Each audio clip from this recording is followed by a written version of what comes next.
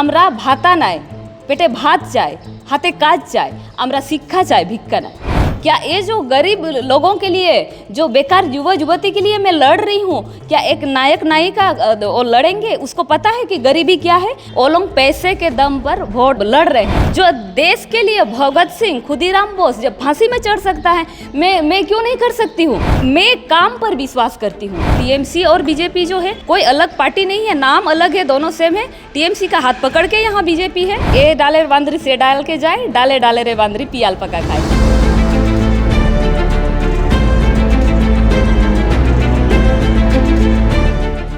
ঝাড়গ্রাম লোকসভা কেন্দ্র, আর সেই কেন্দ্রেই এবার সিপিএম প্রার্থী সোনামণি টুডু।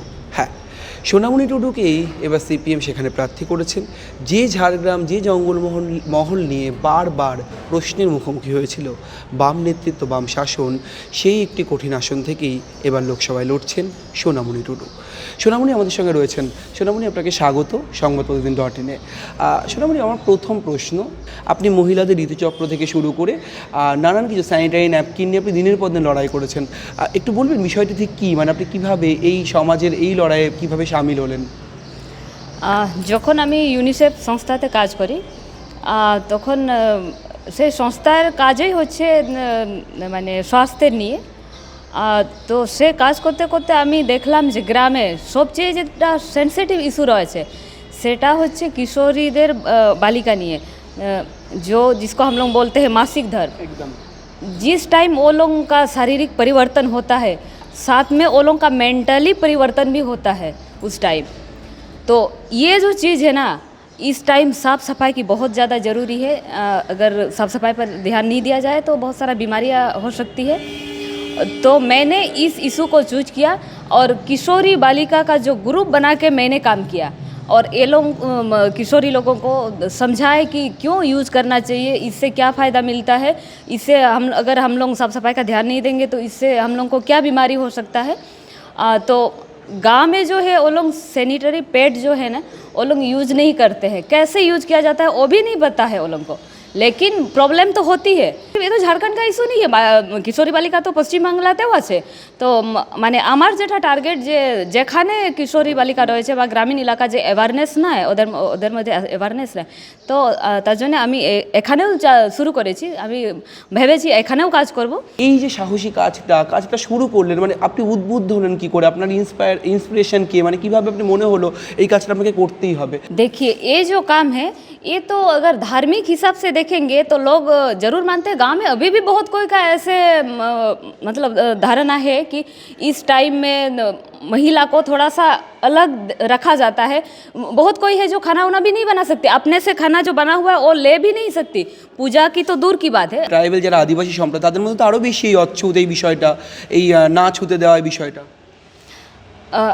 हाँ, देखिए, ये एकदम अछूत मानते हैं, लेकिन अभी जो यही तो मेरा काम है कि वो लोगों को समझाना। ये तो एक जो शारीरिक का जो होता है वो होते रहता है, इसमें धार्मिक का कोई बाधा नहीं है। ঝাড়খণ্ডে আপনার বাপের বাড়ি, আপনার জন্ম ঝাড়খণ্ডে, প্রথম কাজ আপনার ঝাড়খণ্ড থেকেই। তারপরে বাংলায় কীভাবে এলেন? ঝাড়গ্রামে সিপিএম প্রার্থী হয়ে গেলে, এত বড় দায়িত্ব পেলেন, এই পুরো যাত্রাপথটা কী করে হলো? আচমকা তো কিছু হয়ে যায়নি। देखिए, मैंने काम तो 2011 से आपको बोल रहे, एकदम से लोगों से जो मिलना जुलना, समाज में काम करना उसी टाइम से शुरू की हूँ। जब मैं 2015 में यहाँ शादी करके आई, उसके बाद जो यहाँ एकदम ट्रैवल एरिया है हम लोग का, मेरा जो गांव है आसनपानी एकदम ट्रैवल एरिया है। यहाँ का जो लोग ज़्यादातर अशिक्षित है और एकदम से अशिक्षित जो होते हैं तो बहुत सारी चीज़ों में, जैसे हम लोग साफ़ सफाई का बात कर रहे हैं, सिर्फ इसी से वंचित नहीं है, बहुत सारी चीज़ों से वो लोग वंचित रहते हैं। अपने लिए भी जो सरकार का जो स्कीम वगैरह है वो भी मांग नहीं सकते। जब वो लोग शिक्षित नहीं है तो वो सब भी करने में थोड़ा सा असमर्थ है। तो मैंने यहाँ पर भी कोशिश की, मैं यहाँ भी काम करूँगी, इसीलिए मैंने एक SHG ग्रुप भी बनाई। 2023 में पंचायत इलेक्शन में CPIM पार्टी से मैं प्रार्थी हुई, मैं लड़ी और जीत भी गई। দিল্লিতে যদি আপনি যান, আপনার যে প্রত্যন্ত এলাকা, সেখানকার মানুষের জন্য আপনি কোন কোন ইস্যু কি তুলে ধরবেন দিল্লির দরবারে? ये एकदम रियल बात है। जो जहाँ मैंने काम कर रही थी, अभी जो जहाँ भी मैंने काम किया है, कोई 3 ब्लॉक मिला के काम किया है, और जो अभी जो पंचायत में काम कर रही हूँ वो एक संसद है। लेकिन काम करने का जो मतलब जगह मतलब एरिया जो है पंचायत का, वो हो सकता है मेरा एक संसद है, लेकिन जो मेरा मन है, जो मैं मन से काम करती हूँ, वो मैं पूरे लोगों के लिए काम करती हूँ। जो भी मैं काम करती हूँ, जिसका भी ये इशू है, मैं सबके लिए काम करती हूँ। मेरा हमेशा ये भावना रहता है कि लोगों को मैं अवेयरनेस कर सकूँ, चेंज कर सकूँ। अभी जो मैं प्रार्थी हुई हूँ झारग्राम लोकसभा से, ये बहुत बड़ा एरिया है काम करने का, और मुझे आदत है काम करने का, मुझे अच्छा लग रहा है। और आप जो बोल रहे हैं जो मेरा इशू क्या रहेगा, इशू एकदम से साफ है। अभी जो पश्चिम बंगाल और जो भारत वर्ष में जो भी हो रहा है, एकदम से लोगों के सामने आ ही चुका है। मेरा जो पहला लड़ाई है एकदम सिर्फ टीएमसी से नहीं है, टीएमसी और बीजेपी दोनों से है। टीएमसी और बीजेपी जो है कोई अलग पार्टी नहीं है, नाम अलग है, दोनों सेम है। टीएमसी का हाथ पकड़ के यहाँ बीजेपी है। जो हम लोग का एक ठो बंगला में बोलते हैं कि एकटा गाचर बांदर, ए डालेर बांदरी से डाल के जाए, डाले डाले रे बांदरी पियाल पाका खाए। দেশের যিনি রাষ্ট্রপতি দ্রৌপদী মুর্মু, তিনি তো আদিবাসী সম্প্রদায়েরই কন্যা। এটাও তো একটা নজিরবিহীন ঘটনা যে মোদি রাজত্বে আদিবাসী সম্প্রদায়ের কোনো মহিলা রাষ্ট্রপতি হয়েছেন। এটা তো আপনাদের আদিবাসীদের জন্য গর্বের বিষয়, নাকি আদিবাসীদের উন্নয়নের ক্ষেত্রে কেন্দ্রীয় সরকার, রাজ্য সরকারের এখনও পর্যন্ত প্রচুর বঞ্চনা রয়েছে বলে আপনার মনে হয়? देखिए, जब द्रौपदी मुर्मू राष्ट्रपति बनी, मैं भी बहुत गर्व महसूस कर रही थी। मैं सोनामणि मुर्मू भी लिखती हूँ, सोनामणि टुडू भी हूँ। मैं भी बहुत खुश थी कि एक आदिवासी महिला राष्ट्रपति, जो सर्वोच्च जो पद होता है, जो देश का पहला व्यक्ति जो हम लोग बोलते हैं, वो राष्ट्रपति होते हैं। तो मुझे भी बहुत खुशी था। लेकिन जैसे जैसे हम लोग घटना देख रहे हैं, जैसे मणिपुर में SC ST के ऊपर हुआ, लेकिन द्रौपदी मुर्मू ने कुछ नहीं बोली। हाँ, संदेश खाली में हुआ, उसके बारे में भी कभी कुछ नहीं बोली।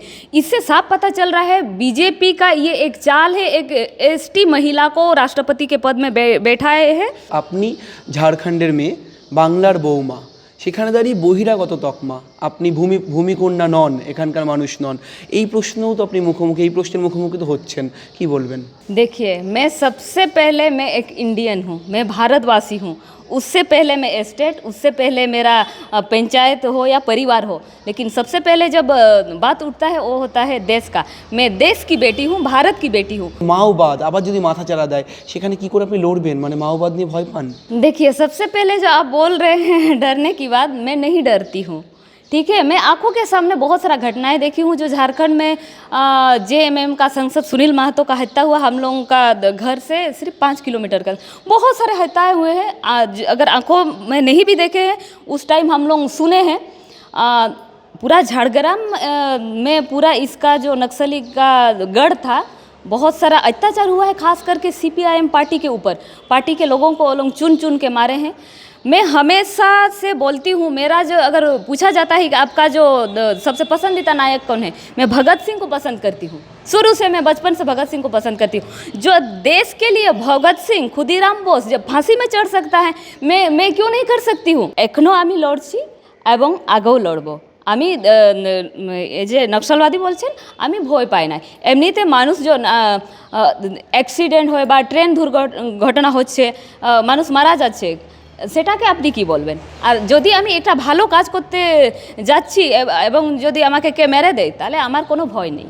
দলিতদের বঞ্চনা নিয়ে আপনার মনে হয় না যে আগের সরকার, আপনাদের যে সরকার ছিল বামফ্রন্টের, তারাও ঠিকঠাক কাজ করেনি? তাহলে আজও এই মুহূর্ত পর্যন্ত দলিতরা, আদিবাসীরা, প্রত্যন্ত এলাকার মানুষরা এতটা বঞ্চিত থাকতে পারতেন না? वामफ्रंट के टाइम से SC ST वंचित है, ऐसी बात नहीं है। उस टाइम जितना भी ओलों के लिए कानून बनाया गया था, जैसे हम लोग का जो CPIM से जो संसद में था, 2006 में वना अधिकार कानून लाया गया था, जो SC ST के लिए था। जो महिला को हम लोग अभी कैंडिडेट, जो महिला को अधिकार दिया गया था, वो भी CPM पार्टी के द्वारा ही हुआ था। 2005 में जो अब हम लोग देख रहे हैं रोजगार, 100 दिन का रोजगार, ये भी तो उस टाइम CPIM प्रार्थी था, CPIM का संसद था। बहुत सारे ऐसे काम किए हैं। अब देखिएगा 1989 में जो महिला अत्याचार निवारण अधिनियम बना था वो भी उसी टाइम में बना था, जो 1990 में पूरा देश में लागू हुआ। जब उस टाइम कानून बना था, लेकिन अभी बीजेपी और टीएमसी के टाइम इतना अत्याचार होने के बाद भी वो क्यों नहीं लागू हो रहा है? एक्शन क्यों नहीं लिया जा रहा है? जो 1990 में जो बना था उसको क्यों नहीं लागू किया जा रहा है? মমতা ব্যানার্জি তো লক্ষ্মীর ভাণ্ডার দিচ্ছেন, আদিবাসীদের জন্য একাধিক ভাতা দিচ্ছেন, মাসে মাসে তারা টাকা পাচ্ছেন, উন্নয়ন হচ্ছে, ফ্রিতে চাল রেশন দিচ্ছেন বলে দাবি করা হচ্ছে। আপনার মনে হয় এগুলো উন্নয়ন নয়? नहीं, ये जो है ना लक्ष्मी भंडार जो मिल रहा है ये एक अच्छी बात है। एक महिला जो सुबह सबसे पहले उठती है और रात को सबको खिला पिला के सबसे बाद में सोती है, उसका क्या मजूरी यही है? 500 की 1000 रुपये यही है? उससे क्या संसार चल रहा है? हम लोग जो अभी जो दिनों दिन हम लोग देख रहे हैं धड़ाधड़ करके जो रेट बढ़ रहा है चीज़ों का, दैनिक जो हम लोग को चीज़ों की ज़रूरत वाली चीज़ जो दाम बढ़ रहा है, क्या लक्ष्मी भंडार से पे करना संभव है? CPIM पार्टी पहले भी बोला है कि আমরা ভাতা নাই, পেটে ভাত চাই, হাতে কাজ চাই, আমরা শিক্ষা চাই, ভিক্ষা নাই। কি এত তারকা, এত স্মার্টনেস, চারিদিকে তারকার ছড়াছড়ি, মিডিয়ার ছড়াছড়ি, সেখানে দাঁড়িয়ে খানিকটা আপনার প্রচার খামতি হবে, মানে আপনার প্রতিপক্ষরা আপনাদের থেকে খানিকটা এগিয়ে থাকবে না? बीजेपी पार्टी और टीएमसी में आपको अधिकतर दिखाई देगा, क्योंकि वो लोग पैसे देते हैं और वोट लेते हैं। हम लोग जो CPIM पार्टी है, हम लोग वोट भी लेते हैं और साधारण आदमी से हम लोग नोट भी लेते हैं, 10-20 रुपए करके हम लोग को देते हैं और उस पैसे से हम लोग लड़ रहे हैं। वो लोग पैसे के दम पर वोट मतलब लड़ रहे हैं, प्रार्थी हुए हैं। और आप जो बोल रहे हैं इतना स्मार्टनेस, राजनीति में क्या स्मार्टनेस ज़रूरी है? क्या ये जो गरीब लोगों के लिए, जो बेकार युवा युवती के लिए मैं लड़ रही हूँ, क्या एक नायक नायिका वो लड़ेंगे? उसको पता है कि गरीबी क्या है, गांव के आदमी किस तरह से जीते हैं, उसको पता है। उसको तो स्टेज शो कहाँ, फिल्म का शूटिंग उसमें भी जी रहते हैं। तो ये तो लोग बताएंगे कि किसको किस नज़र से देखते हैं। अधिकार के लिए हम लड़ रहे हैं कि इसको लोग ज़्यादा पसंद करते हैं कि कोई छोटा कपड़ा पहन के डांस कर रहे हैं उसको पसंद कर रहे हैं, ये तो আগে मतलब जनता ही बताएंगे। আপনি অভিজিৎ গঙ্গোপাধ্যায়কে চেনেন? বিচারপতি অভিজিৎ গঙ্গোপাধ্যায়কে কি মনে হয় তার সম্পর্কে আপনার কি মনে হয়? देखिए, जब विचारपति था तो बहुत अच्छा था, जो बंगाल के लोगों का भी बहुत उम्मीद था, उसको एक टाइम भगवान भी कहा जा रहा था। वो हमेशा चिल्ला चिल्ला के बोलते थे, जो चोरी करता था, जो अपराधी था उसको सज़ा देने का बात करते थे, चिल्ला चिल्ला के उसके खिलाफ बोलते थे। तो वो क्यों अभी जहाँ पे चोर है उसके साथ ही क्यों शामिल हुआ, ये मेरा क्वेश्चन है। अगर वो सच में विचारपति था तो क्या चोर के साथ जाके बैठे हुए अभी चोर के खिलाफ बोलेंगे? এখন দেখার ঝাড়গ্রামের প্রার্থী সোনামণি ভোটে জেতেন নাকি ভোটে জেতা হারার পরেও তার যে সামাজিক আন্দোলন তা নিয়েই তিনি এগিয়ে যান নিরন্তর। ক্যামেরায় শুভজিৎ মুখোপাধ্যায়ের সঙ্গে রমেন দাস, সংবাদ প্রতিদিন .in।